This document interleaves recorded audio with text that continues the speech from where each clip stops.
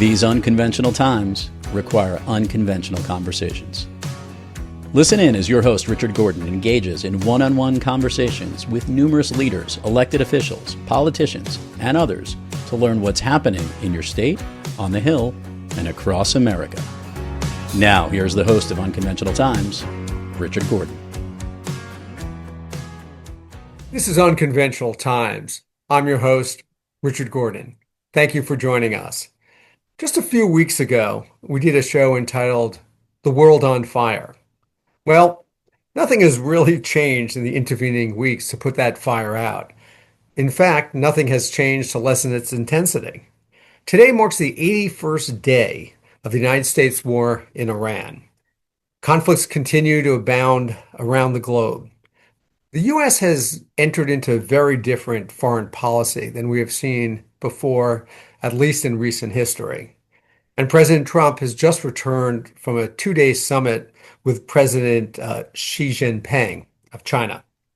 Well, with me to discuss all of this is a good friend of mine, Jonathan Weiner. Jonathan, welcome to the show. Happy to be here, Richard. Lots Thanks, to talk man. about. You're welcome. Look, let me just tell the public a little bit about who you are. Jonathan has served as the United States Special Envoy to Libya. He was the Deputy Assistant Secretary of State for International Law Enforcement. He was a counsel to Senator John Kerry, and he's currently a distinguished diplomatic fellow at the Middle East Institute. One of the things that I found fascinating about his background, I hope I don't embarrass him too much by bringing this up, I think it's amazing.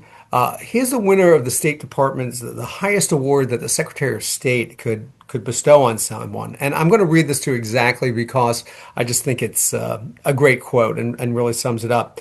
He won the award for, quote, extraordinary service to the United States government in avoiding a massacre of over 3,000 members of our Iranian dissident group in Iraq and for leading U.S. policy in Libya. Wow. Jonathan, I wasn't planning to start here, but I'm going to start here. Not many of us get to say we saved 3,000 people from imminent massacre. You want to talk to us about that? What happened? What it's about? Sure. The Mujahideen-e-Khalq was a political group in Iran back in the 1960s and 70s dedicated to overthrowing the Shah. And they thought they would overthrow the Shah and wind up being the political party that would take over Iran and move it towards the greatest hits of Western civilization, which is civil rights, rights for women, nuclear-free, all the things you would want Iran to do and to be. But the way they went about it was to blow things up. And in the process of blowing things up back then in the 1970s, they killed a few Americans who were based in Iran. So when Bill Clinton, when I was working at the State Department, decided to create a list of designated terrorist groups to apply sanctions to, they came up with a global list. It wasn't just Al-Qaeda. In fact, Al-Qaeda wasn't on the original list. It was put on a little later because they hadn't quite figured out what Al-Qaeda was yet. And the Mujahideen-e-Khalq were put on the list as a global terrorist organization to be sanctioned. And at that point, they were no longer in Iran. The clerics had long since taken over, and they were involved in a tongue war with the government of Iran, with the clerics.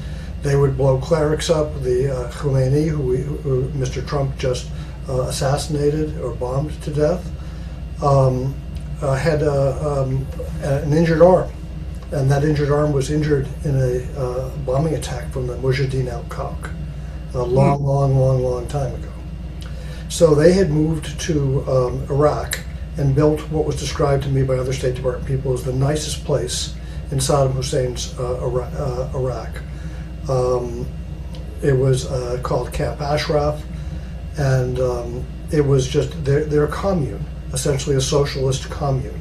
Everybody works together for the good of the organization. And so some people viewed them to be a cult. Some people viewed them to be a political organization. Some called them a commune. They were all of those things. And they were also allegedly working with the Israeli government to continue to prevent the Iranian government from getting nukes and generally helping the West against Iran. This was all, and they're living in Iraq at the time. Yeah, and so the United States comes in and invades. Okay. and removes Saddam Hussein and takes over. As you may remember, we took over in 2003. And when Right. we took over, we went to Camp Ashraf, and the military said, "You guys have an arsenal in there. You have to disarm. We're not going to allow you to keep the arsenal. It's too much force, it's too dangerous." And they said, "Okay, you're the United States, glad to disarm. Take all of our guns, take everything away, but in return we want to be protected by you." And the U.S. military said, "Of course we will." And that was true until the U.S. military decided to leave Iraq. And when there was a decision made for the U.S. military to leave Iraq, at least in terms of carrying out a policing function, all of a sudden the MEC was left unprotected. They said, "Wait a minute, you promised to do it. We have a piece of paper. Your guys handed out." I don't know whether they were authorized to hand it out, but I've seen the pieces of paper. And the United States said, "We're out of here. We have to protect our own forces, but we can't protect you. Good luck." And so they assembled a group of American politicians featuring such people as Rudy Giuliani and former Senator Robert Torricelli from New Jersey, and John Bolton, and Louis Freeh, a wide range of senior American officials, Democrat and Republican, included Clinton National Security Advisor Jim Jones. And they would have rallies in Paris once a year, invite them all and pay for their travel. And these people were saying, "You can't just abandon the MEC, they're going to be slaughtered." And sure enough, the Iranians had militias in Iraq, and they were sending the militias in to, from time to time, kidnap senior leadership of the MEC and disappear them, interrogate them, and most likely kill them because they were never seen again, or to shoot them in place. There are actual photographs of female leaders of the MEC being shot right here through the head at point blank range. And what became And who's killing them? Iranian militias, Iranians. obviously at the behest of the IGRC, Right. Revolutionary Guards, Hassan Soleimani, the most dangerous and treacherous forces on the Iranian side in Iraq and in the region. And so when I came in, this was an intractable problem because the Iraqis, who are now Shia, not Sunni, in terms of the people in charge, didn't want the MEC there. The MEC were anti-Iran. These people were Shia in terms of their own orientation, and it was a huge complexifier for them in their relationships with Iran. And after all, this was a named terrorist group from the past. Right. So I had worked for John Kerry, helped him get elected to the Senate in 1983, worked for him from 1985 through 1994 before I went to the State Department. And so he says, "Jonathan, I want you back in, and I've got a great mission for you." I said, "What is it, John?" Am I going to be a special envoy for environment? I'm going to do the environment. Am I going to do energy? I'd love to do energy. Am I going to do justice issues like I did before? Am I going to work on anti-corruption? No, you're going to resettle the Mujahideen Khalq. I said, "You're kidding. You're kidding." He said, "No, I need you to do that." I said to myself, "You're kidding." I said to myself, "That's the worst job he could have gotten me. It's a terrible, terrible job." He said, "No, I need you to do that. Don't worry, I'll give you something better afterwards." That turned out to be Libya. Right. Great. So the United States wouldn't take them. I had to change U.S. policy for the United States to accept 25 or 50 of them. In theory, 100. We got to 3 or 4 or 5 ultimately through a technique called parole, where you don't have the complete right to be in, but you're in under certain conditions, and you can never become a citizen. And so Didn't even know we had that. yeah, we finally got a few of them in, but the FBI resisted. Well, you wanted to take in ex-terrorists from a designated terrorist organization, even if they didn't do anything terrorist. They were part of a group which was designated as terrorists. We don't want them. Right. And bad media, bad press, bad optics, bad period. I said, with all the people you've got in LA already doing all kinds of crazy things, nobody's going to even notice.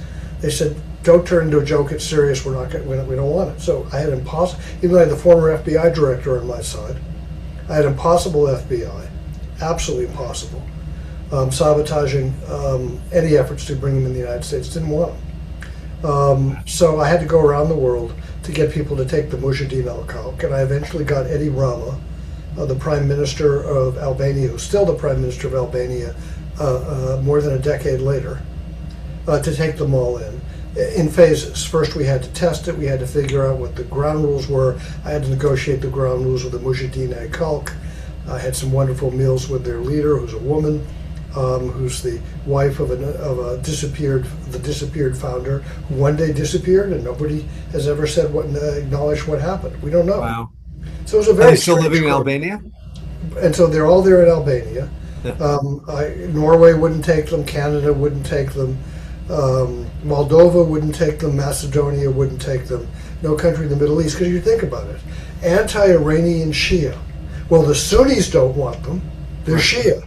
Right. And the other Shia are all working with Iran, and they don't want anti-Iranian Shia.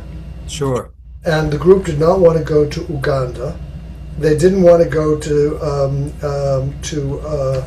Djibouti, and I kept proposing Djibouti, and the people kept saying no. And they said, "John, you can't seem to shake Djibouti."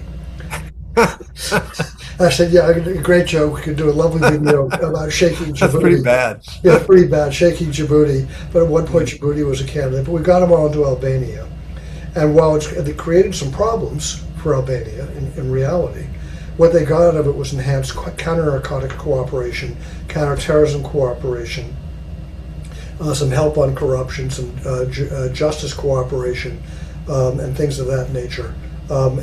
Kerry went to Tirana, Albania, to talk about what a wonderful thing they were doing. And the basic idea, the core idea for Albania was Albania would really like to be part of the European Union.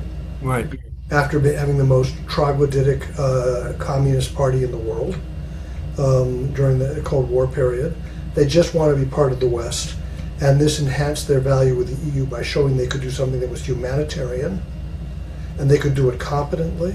They would take care of refugees, and it was a really big deal. And they worked very hard on it and very honorably, and they saved 3,000 lives. Now, about 100 of them had to be slaughtered before the Prime Minister said to himself, "I don't really want to see more of these people slaughtered because I wouldn't take them in." And the reason they were the perfect place is they're a Muslim country, going back to the Ottomans, but they were communists, so the religion was pretty much wiped out. And so it's a society that does not take religion as a matter of faith at the center of its politics or its life. They just want to basically be part of the West. Right. And so they're not prejudiced towards the rest of the world. An interesting calculated move. An interesting calculated move that is so humanitarian but had other purposes. It has to be something that met their interests and their needs. And they were taking in people who've been designated as a terrorist group. Now, the first thing we had to do to get them into the United States and into other countries was to get rid of the terrorist designation. And that took a bunch of work too. And one thing I'll tell you about Iranians, Mr. Trump may not know this, but I saw it firsthand. And I watched it with the Iranian government on the Joint Action Plan that was negotiated in the nuclear program. And I saw it with the Mujahideen Khalq, two different groups of Iranians. Tough negotiators, very strong-willed, quite relentless, firm. They're not people who will put themselves second to anybody. So the idea that you could negotiate a deal with them inside of a few weeks or months after assassinating their leadership, no. They're going to do what's in their interests, not because they're bullied or threatened. They do not respond to bullying or threats at all. So I had to make the deal to get the Mujahideen Khalq's leadership to agree to it, and their entire 3,000 people. I met a bunch of them in Baghdad under corrugated roof, aluminum corrugated roof. Well, they're all sitting out in the sun protected by the roof to show me their misery in Iraq and to demand that I fix their conditions and protect them. And this was after a bunch of them had been kidnapped and disappeared by the Iranian militias. So they were there to begin their meeting with me with essentially a demonstration of popular support. So it was an interesting mission. It wasn't the one I would have selected, but I learned a lot from it. But to them, you were the United States. I was, and Kerry backed me all the way. Yeah. Joe Biden backed me all the way. Personally, engaged several times. When he was chair of no, he was the vice president at the time. Oh, he was. This is under Obama. He was vice president. Oh, right. And he engaged, Kerry engaged, he engaged, and Obama engaged. Obama got involved and met with Eddie Rama. Kerry went to Albania. Biden met Eddie Rama in the vice president's office. So they all played their part to show that when the government comes together and is focused on getting something done for geopolitical reasons, it was important to having an Iraq government we could work with, and for humanitarian reasons because we didn't want to see them all slaughtered. It can get things done. It has tremendous parallels to Biden's retreat from Afghanistan, in a way, right? Well, we didn't take care of people as we promised. Exactly. I mean, it sounds like this was done appropriately, and that wasn't. Well, this wasn't done appropriately originally. A bunch of them had to get killed first Right. before the United States increased its effort to get them out. And that was because, in part, they were being lobbied by a large collection of former senior officials of both parties. And they did not want them getting killed and having it look bad, and they wanted it resolved for the geopolitical reasons. So it all fit together: humanitarian, geopolitical, and practical politics, realpolitik, all of it. So let's talk about the other great job that your buddy, Secretary Kerry, gave you, which was Libya. So you got there, I guess, about a little less than a year after the uprising in Benghazi, and No, I got there a year after the murder of our ambassador. You're wording it a different way. I see. Okay. Yeah. Yes. Talk about that. Yes, in a way, it was the uprising in Benghazi. It wasn't really an uprising. It was Okay. a staged event by a small group of extremists who wanted to push us out of a city that they wanted to control. And you can call them terrorists, you can call them extremists. There's different arguments about what the correct labels are. So Gaddafi's dead already by Mhm. this point, right? Gaddafi had been dead about a year. Gaddafi had been dead. He died in February 2011. Right. And our ambassador was murdered in the fall of 2000. Well, September 11th. I was going to ask you if Yeah. that's a coincidence. No, I don't think so. They wanted to get us out so they could take over Benghazi. And whether you Okay. call them terrorists or extremists, they were Islamic and they wanted to run things. But it wasn't the Islamic State and it wasn't Al Qaeda. It might have been Ansar al-Sharia, which is a local Libyan terrorist group. But you know, these people change labels all the time. On Tuesday, I'm Al Qaeda in the Maghreb. On Thursday, I'm Islamic State. The next Monday, I'm Ansar al-Sharia and back. It's whatever's going to advance their interest in getting power. And Right. here in that region, religion is one source of power. So religious extremism is one idea. Autocratic extremism, being a warlord or a militia head, is another idea. Being a king is a third idea. Being part of a ruling family is a fourth idea. There are various ideas about governance, and the fifth, and the least likely, is democracy, is voting. And if you look at the region, you've got kings and emirs, you've got generals and warlords, you've occasionally got religious groups. You know, Iran has religious leadership, for example, right? And then you've got short-term democracies like Tunisia, which has turned into essentially a dictatorship. And then you've got Israel. So it's not a region in which there's been a lot of democracy. My friend Arnaud de Borchgrave, who covered the Middle East and the world going back to the 1950s, used to say, Jonathan, Egypt, 6,000 years of history, 6 years of democracy. You think you're going to establish it for the long term? Yeah. 6,000 Those are pretty years bad of odds. history, 6 years of democracy. So how has Libya changed since you were there? The whatever it is, the 12 years, 14 years since you first got there. How has it changed? When they had the uprising, there was tremendous excitement because the whole country participated in the uprising. And Gaddafi had been a stabilizer, but at the price that nobody had any freedom or any rights. And if he wanted to, he could imprison you and grind your bones, torture you, kill you, and grind your bones into dust, which he did to a few hundred people, probably, in total. Mass murderer, no. A few hundreds, absolutely. So he was pretty nuts, but he ruled in the name of the people. And he would always tell the Supposedly people, was very religious. maybe. Yeah. He ruled, he did anything he believed was true. If I believe it, it's true. And everything I do is in the name of the people and because the people told me to. So what he inculcated in the Libyans was a sense that every Libyan was as good as every other Libyan. And that they were always being ruled, keeps carrying out or implementing their collective desire. So after he's overthrown, that creates a real legitimacy problem.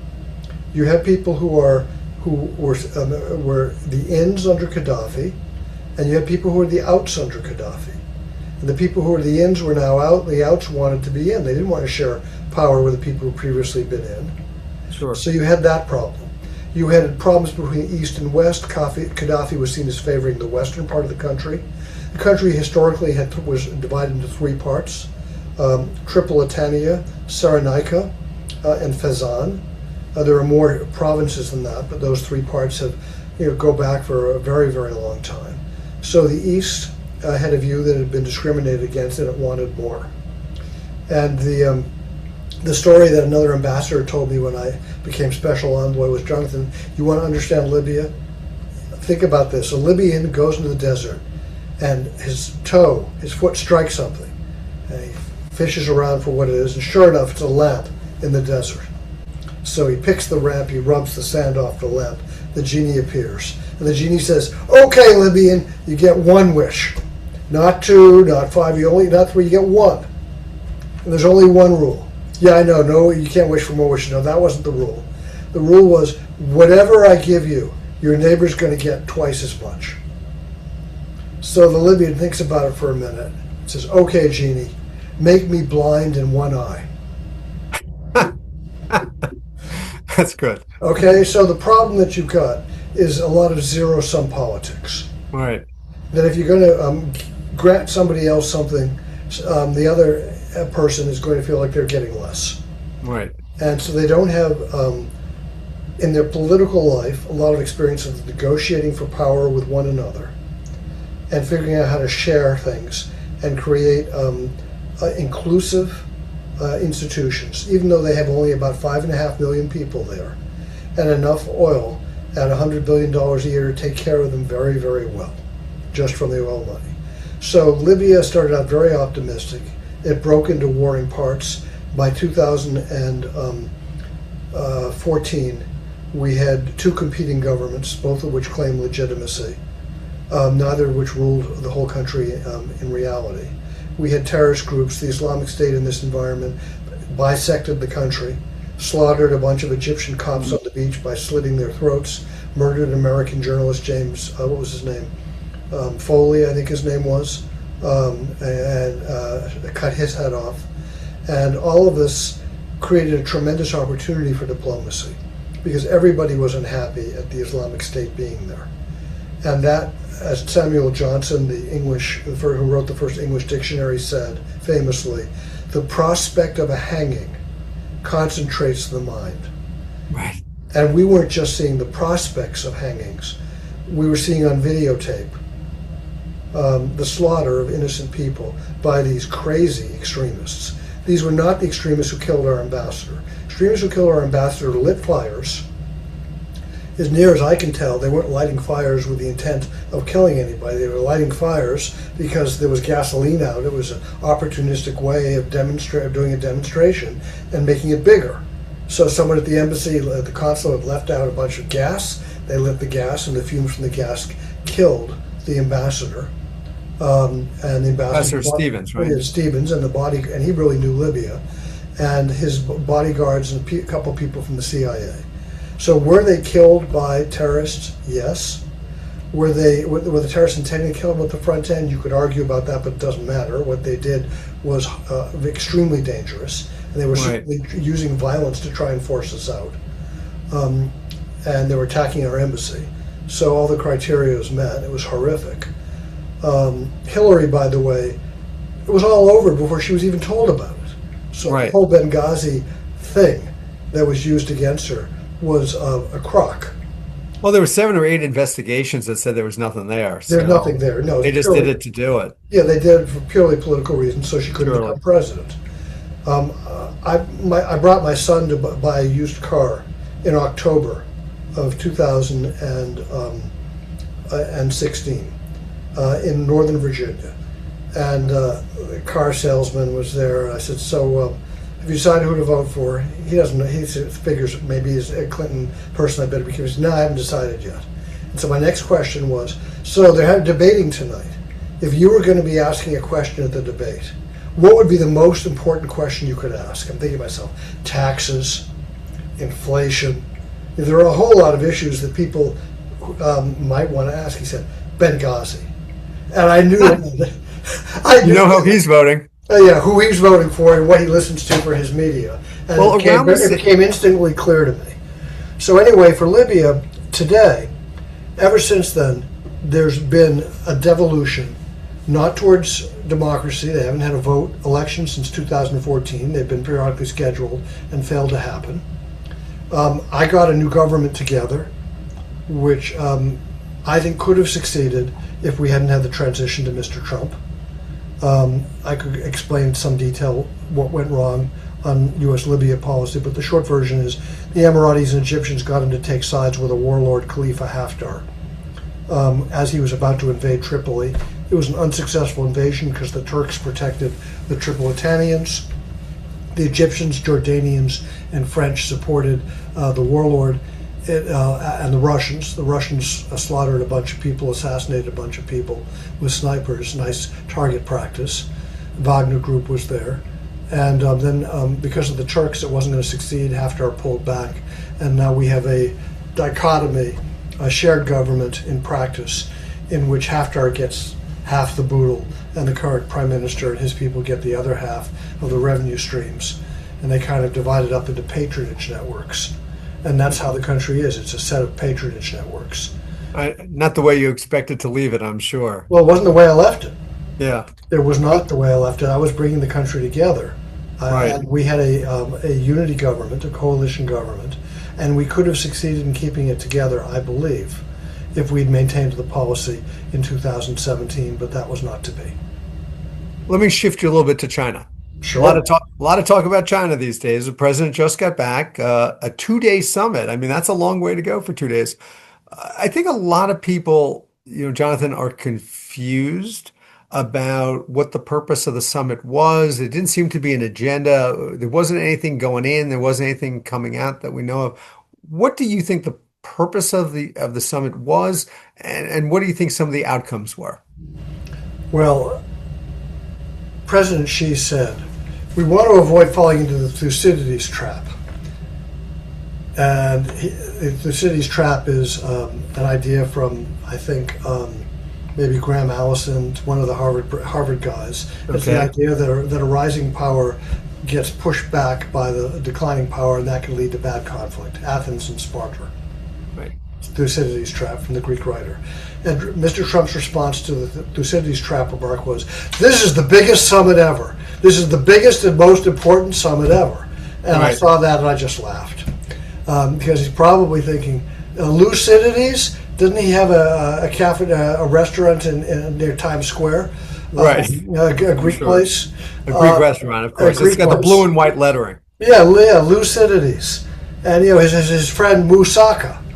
Well, I had a friend ask me if Benghazi, if it was a guy whose name was Ben Ghazi. Right, same idea. Yeah. So anyway, I was confident for the past year that the summit was going to take place because they put it off once.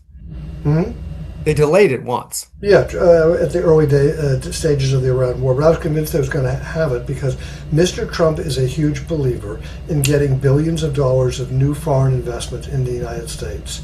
And it doesn't matter so much how much actually gets invested as long as the numbers that are announced are really big. And we've seen this again and again and again. So China's this really big place. And Ag wanted the sales of soybeans. Boeing wanted the sales of jets, and in turn, while governors like Sarah Huckabee Sanders don't want Chinese investments in agriculture, and there's all kinds of hostility towards China at the state level in some states and in Congress. For Mr. Trump, the idea that he can do a deal with his enemy, or with his adversary, not enemy, enemy is the wrong word, adversary, and then get more billions in the United States That's what he wanted to convey. So it's a meeting of equals. I am the equal of the head of the biggest population country in the world. And I think it's very, very important psychologically. Isn't that a step down for the United States? Well, there's been a lot of commentary to that effect, and that would seem to validate the Thucydides trap concept that she raised. But Trump is an instinctual politician, and based on his psychology, he wanted this to happen. The problem is that he so much wanted to happen that China really didn't have to make any concessions. And the inevitable, irreducible minimum of the relationship that cannot be avoided for the foreseeable future is 95% of the world's highest-end chips are made in Taiwan. Mm-hmm. And 85% of all of the chips that are basically sophisticated chips. I'm not talking potato chips, I'm talking about the computer chips. Pretty high-end computer chips, but not the best of the best. Okay. Are made in Taiwan. So the best of the best at 95%, and one rank down, it's 85%. These are stunning numbers. And until the United States develops the manufacturing capability, again, to do it in Right. the United States, which it should do, regardless of who's president and what party's in charge, those chips have to continue to be made available to the world. And in order for the United States to manufacture any number of things, you need rare earth minerals, Right. which go into phones, and you need other critical minerals which China controls the market of. So the United States has got the design, the technical know-how, Taiwan's got the manufacturing capability, and China's got some of the raw materials. So any day that China shuts off the raw materials, and the United States, it's over. Any day the United States shuts off access to the chips, it's over. And any day China invades Taiwan and the Taiwanese start blowing up their factories, the same day, or certainly as the forces are coming in, it's over.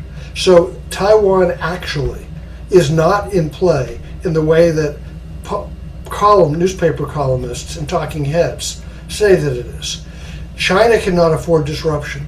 The United States cannot afford disruption. Taiwan doesn't want disruption. Taiwan's got, in Trump's language, a lot of cards to play, just from that element, which means the irreducible minimum is acknowledging that we need one another for the foreseeable future, and we have to live with one another and manage the relationship. So while part of it is adversarial, part of it is merely competitive, and part of it is cooperative, and there's no real alternative. So all this talk is bluster then? I mean, you think the talk of China taking over Taiwan is just makes Xi look good and makes him puff out his chest, whatever? I mean, it doesn't sound like there's much there because they can't afford it. They cannot afford it, but it's a real national goal. If you go to Beijing, you see the Rainbow Bridge. The Rainbow Bridge crosses the major river in the city, and it's a rainbow, literally. It looks like a rainbow, but it's not joined in the middle. And they built it a little bigger, I believe, when Hong Kong returned in Macau to their current status. Oh, I and see. still got a gap. Got And it. that's the symbol. So no leader of China can give up that symbol. The idea here is to have a voluntary assimilation at some point. And there are a variety of ways that you could develop stable relationships between Taiwan and China for the long term. You have to remember that Nixon and Kissinger came up with a formulation that there's only one China. And everybody agrees there's only one China, to deal then with Chiang Kai-shek saying he still controlled all of China, even though he only controlled Taiwan. And Taiwan since then has become a democracy. It's a remarkably good democracy. It's got highly educated people. It's highly functioning. But it's only got 25 or 30 million people by comparison It's very small. to 1.5 billion. So nobody can afford a conflict over Taiwan. Nobody. And I don't believe there's going to be one as long as we have the neat requirements on both sides. Do you think the United States would, I mean, did this come up at the summit? Would the United States continue to defend Taiwan? I mean, there's been a lot of talk that what we're doing in Ukraine shows that we wouldn't be supportive of Taiwan. What Trump said after the summit, or on broadcast, or table after the summit was, Taiwan's a bargaining chip. It's among our bargaining chips. Well, if you get a bargaining chip, that means you might bargain the chip away. Away. Yeah. That no president has ever said that before, and I'm not sure it reflected a proper understanding of what cannot be bargained away. And right now, nothing can be on Taiwan. Nothing. What about Nor tariffs? nor does it need to be. What about tariffs? There's been so much talk about this, and you talk to people, Midwestern farmers, for example, are just getting killed because, for example, you talk about soybeans. They would sell a lot of soybeans to China, but now that's all going to Brazil, and that's not coming No, it's back. not all going to Brazil. Some of it, I think, is from Argentina or Argentina. Okay, so it's not the United States anymore. It's not just Brazil. We're creating other markets, is my point. Absolutely. And those markets don't come back. It's not like Trump leaves office, then China goes, oh, we'll come back and buy your soy. I mean, I assume they'll continue with Argentina or Brazil or whomever. It's both. Yep. So what purpose do the tariffs serve? The tariffs generate a lot of revenue and justify tax cuts, income tax cuts. Well, They just also- you get revenue in from the tariffs, but the American people still pay it. That's right. But that's only if you understand it from an economic point of view. If you, as a matter of selling it, you're not paying taxes. Do you see that tax bill? It's not a tax on you. The importers pay it. That's a tax on right. China. It's a tax on the people who are manufacturing. It makes their goods more expensive. Therefore, it makes our goods less expensive. And that would be nice if we manufactured all of the underlying components. If we manufactured all the things inside of the goods. But that's not the way it works, which is why tariffs in relationship not just to China, but Mexico and Canada and any other country have contributed to inflation. So Mr. Trump has done two things that are inflationary at the same time. And it's no wonder we have an inflation problem. Right. First was tariffs, which basically are like clogging your own economic arteries with cholesterol and increasing everybody's, instead of blood pressure, inflation cost. The cost of doing business for everything that gets bought from anywhere around the world. That's the first thing he did. And the second thing he did was he raised the cost of energy throughout the entire world through the Iran war. And the problem with that is it can't go back down soon. If the war ended tomorrow, it's going to be months and months and months. And it's not just gas, Richard, it's electric power. Right. People's power bills are going way up in addition. Well, I want to get to Iran in a second. We'll get to that, but I don't want to leave before we talk about something you brought up, which is allegedly, Trump said we're going to get a lot of business from China, a lot of investment. You and I know, because you and I spent a lot of time together talking about bringing Chinese companies here to the United States. And the truth of the matter is nobody wants it. I mean, the states don't want it. The Republican governors don't want it. A number of Republican senators don't want it. So isn't there a tension between what President Trump is saying he wants to do and what a lot of members of his own party in state and local government are saying? We just don't want Chinese governments here. How do they merge that? How do they make that work? The populist language that everybody's using in bashing China is not just populist, but popular. It's easy to say we don't want those foreigners, taking all of our jobs and sending it all back to us. We'd rather produce them here. Right. And the problem in practice, of course, for decades is that it's less expensive to produce them elsewhere. And low-cost goods, in turn, fuel lots of economic activity domestically. They don't fuel manufacturing jobs. So if you want to have manufacturing jobs in the 21st century, you're going to have to go to robotic manufacturing, which the Chinese are premier in the world in now doing. The Right. people who work on the factory floors are software technicians, as it were, and they're checking out the robots and tailoring what the robots do to improve efficiency all the time. So very elegant, highly worked through engineering design, sequenced software for the tasks for building practically anything, whether you're talking about drinking bottled water or automobiles or anything in between. So there is a solution for the United States if we want to reindustrialize. It's not a solution of just saying, okay, China, import as many cars as you want to the United States at much lower cost and put our companies out of business. That would not work. China, by the way, Richard, has enough capacity due to their own internal competition between the mega cities, which have made their businesses very lean and mean, to produce enough automobiles, refrigerators, computers, cell phones, you name the technology, TV sets. Then they don't need us. Whatever you want. No, not just for us, for the entire world. If India shut down and Germany shut down and France shut down and Italy shut down and South Korea shut down, China has the capacity to build enough electronic devices for the entire world if we can get the chips at incredible efficiency. So in China right now, there's a direction to the companies.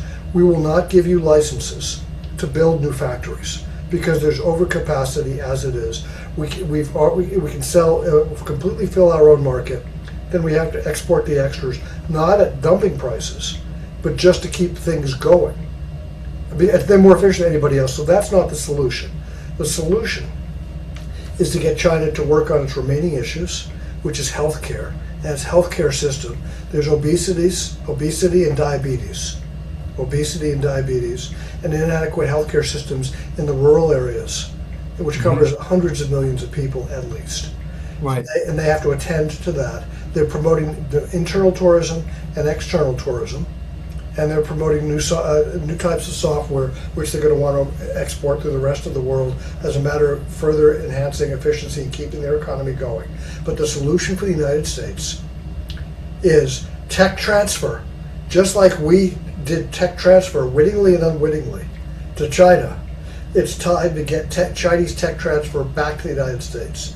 So you let China in joint ventures with American partners, General Motors, Ford, Microsoft, Google, Waymo, whomever, with Chinese companies to take the best technologies and do tech transfer. And China has to agree to do it because they'll make money off it. The United States will make money off of it. It'll produce jobs, and over time, it'll reduce tensions and allow for greater prosperity overall. But it has to be a deal that creates jobs in the United States, in which the Chinese investment has some financial return, and in which there's tech transfer that creates capacity in the United States that further modernizes American manufacturing. Now, will people listen to this and hear this? They can if they get beyond populism, because in reality it would be very good for the country. But is the Chinese government ready to do that yet? Don't know. Is are elements of the U.S. government ready to do that yet? Don't know. Are American companies ready to do it yet? Don't know. Can you do it safely in terms of national security? Probably, if you have third-party vetting and partial vetting with validators for the security systems and so on. It's going to require a lot of work and national commitments. Wouldn't be afraid that they'd steal our technology? I mean, they steal our intellectual property. What do you mean to steal our technology? They're ahead of us. Well, that's a good point. They're ahead of us on everything other than chips. Chips. Quantum computing and AI. So sophisticated chips, quantum computing, and AI, all of which were restricted by the Biden administration. Narrow wall, deep moat. Narrow but deep. Right. Those are the areas where we're ahead. China has concluded that Europe doesn't have any technology that it needs or cares about. It's just a giant market. Those are the areas that we still have that we're ahead of. We need to be investing in our tech schools, Caltech, University of Pittsburgh, Carnegie Mellon, MIT, and so on. Sure. We're all over the place. And investing in fundamental research and then applied research. But unfortunately, the Trump administration has decided to cut funding in those areas, which is not smart, because that's what would help us maintain our tech edge, and we really need to do that. Didn't we pass, I think Biden was president, we passed a bipartisan law to, might have been called the CHIPS Act. It was. Right. I remember it was bipartisan. I remember it was a Was. Republican senator who was a co-sponsor. I remember they were going to build a huge facility in Arizona. That's right. Are we going ahead with that? I mean, I know Trump stepped in and stopped a lot of it, He stopped a but lot of it. isn't that what we need to be doing? And why isn't China doing this? Why China's in, been doing it. China's been in doing this it. three-legged stool? It sounds to me like Taiwan is the easiest replaceable item because they're the ones who manufacture, but we can manufacture. We China can need to. manufacture. We need to, and China is trying to, but they can't do it yet. And Got we it. can't do it at cost, and we don't currently have the protocols and the setup in the United States that Taiwan has built, even though it was exported from the United States in the first place. So Intel and NVIDIA and so on need to figure out how they can manufacture at fair prices, at competitive prices in the United States. And if I was in government and working the space, I would say, okay, what's the formula that allows us to preserve Taiwan, but to do supply chain diversification for chip manufacturing by nearshoring it in the United States without shutting down Taiwan, and thus reduce the importance of Taiwan and maintaining our tech edge. And that would be the core of my policy. But at the same time, I could not cut China off of the second level chips because they've got critical minerals that I need for all of my tech. And I'd be looking to develop those critical minerals through mining in appropriate places and acquiring of natural resources. Now, this is part of the reason I believe Mr. Trump wanted Greenland. I was just going to ask you that. Is this just a play so we won't need China? No, it's also a very large landmass on the Mercator map. Sure. Look at the particular projection. It's very large. It looks like the size of China. It's Yeah. not, but it looks very large. Yeah. So It's there's exaggerated because of the the projection. That's right. Sure. But it would take decades to get critical minerals and natural resources out of Greenland because it's not a propitious environment to mine, Sure. which is why there's not much mining there now. It's not because people didn't think of it before and say, huh, I wonder if I could mine here. It's because it's really hard given how cold it is and the Sure. overall conditions. But there are mining opportunities in the United States, in Canada, in Western Europe, which have been stopped because there were cheaper sources in China and Russia, and because there was environmental opposition.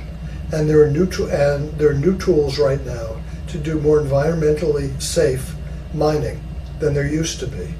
It can also be energy efficient and green in ways it didn't used to be, if you make a national commitment to do it. And the Chinese technologies at this point are not state of the art, which is just, they're state of the art to some extent, but they're not modern. They haven't had to evolve over the last 10 to 20 years because they already had in the market. So if somebody decided I'm going to leapfrog them with new technologies, and I'm involved with a magnesium mining company in Western Europe, which is called green. Its first word is green, verde. I'm not going to be more specific than that right now. Which is looking at pelletized magnesium, which makes aluminum and other metals stronger, lower weight and stronger, and getting pelletized magnesium that would put them ahead of the Chinese technology. But it's still being developed. It had some federal grants and more federal attention to how you build out these basic minerals, access to them and use of them in ways that are safe and prudent would help the country a lot. But I don't see the current administration talking about this much, unfortunately. So you get back to the summit. The summit did the absolute bare minimum. It put the two countries' leaders up as the two most important people in the world, though of course Putin's meeting Xi right now, so much for that. It rededicated the idea of cooperation as well as competition, which is important, so it's stabilizing. And it pushed the real substance until the fall, when there's going to be the next summit in Washington in September. So that's good. Right. So they'll talk about it again. And maybe they'll have more substance this time, including the billions in new investment.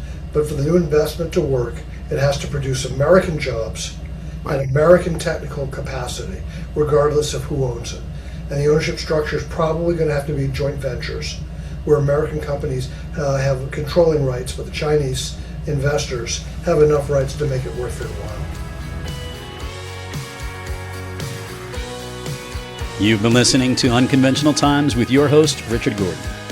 Check out all of the episodes of Unconventional Times on Apple, Google, Spotify, or wherever you listen to your podcasts.